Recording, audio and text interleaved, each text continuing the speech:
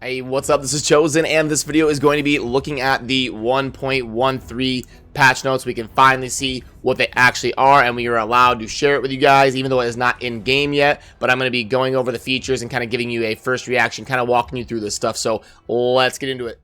Alrighty, so we're just going to go ahead and go through this here really quickly. Looks like new feature, Battle Pass. Battle Pass is a new feature that encompasses a variety of daily and weekly challenges.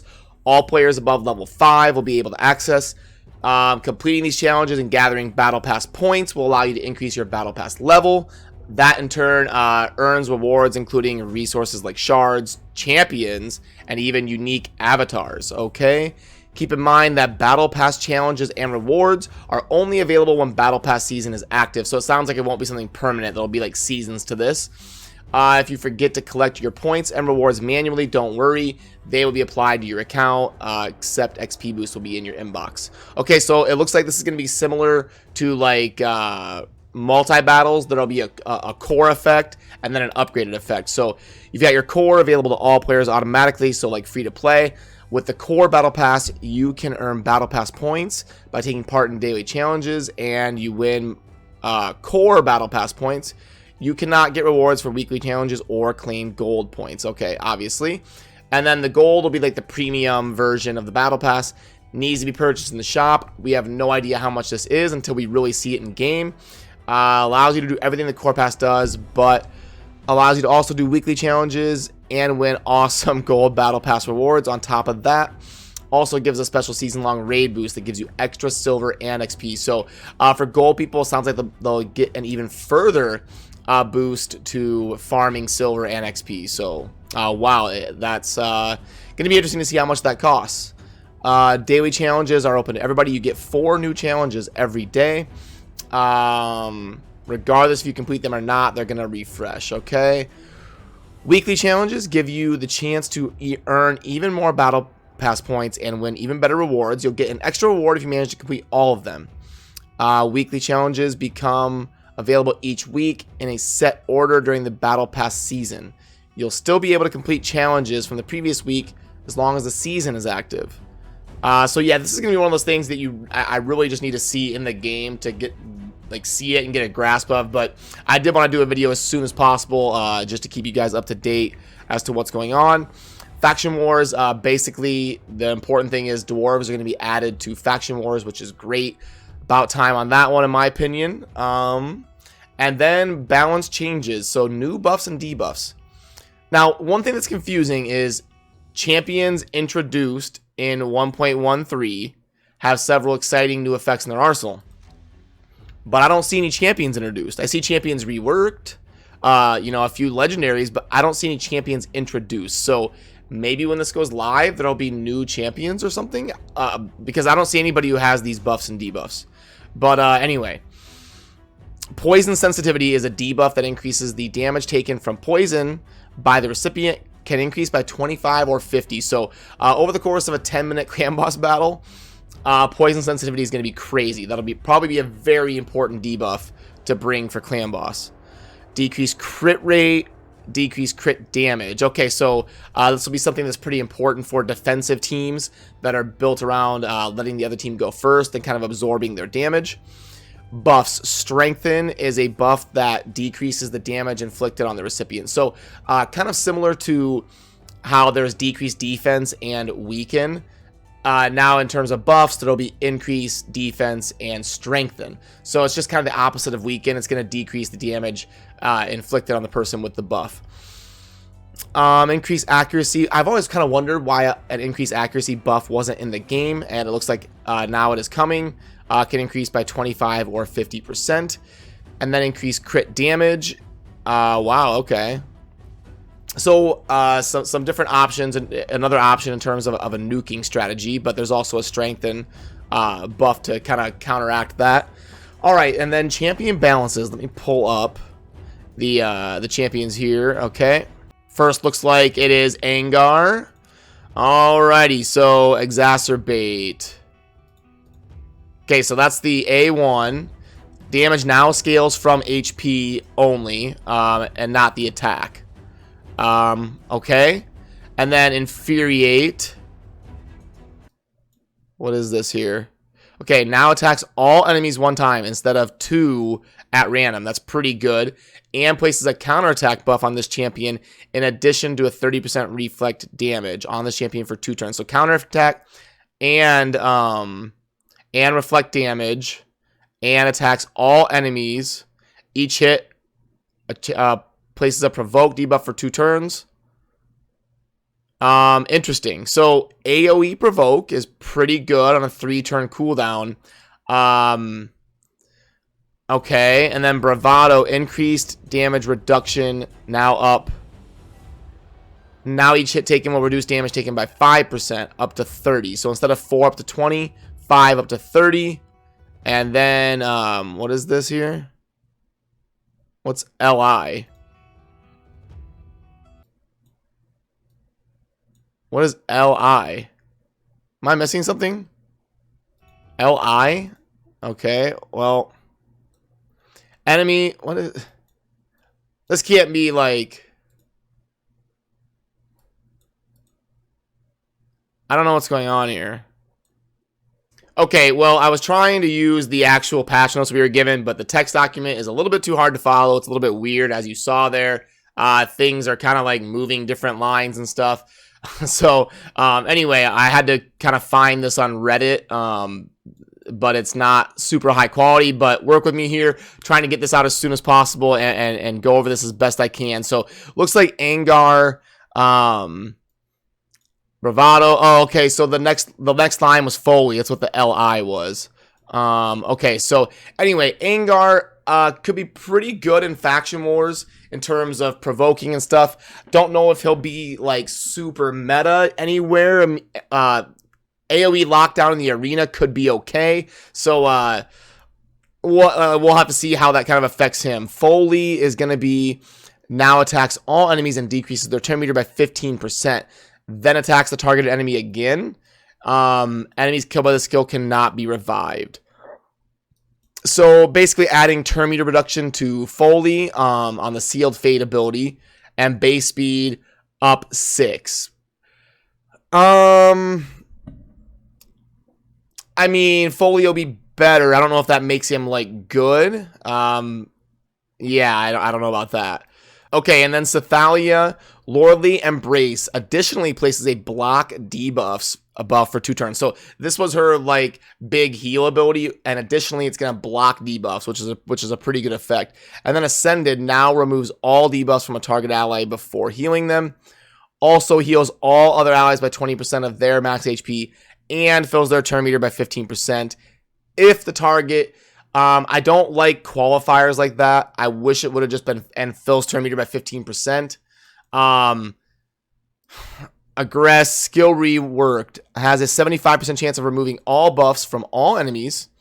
I wonder if that's gonna be able if that's booked up to 100, that'll be pretty good.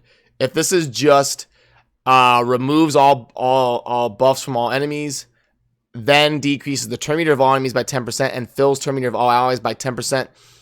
Also decreases the turn meter of all enemies by 20% and fills if 5 or more buffs were removed. So, okay, that has a chance to be pretty good. If this can be booked, the aggressibility could be decent here.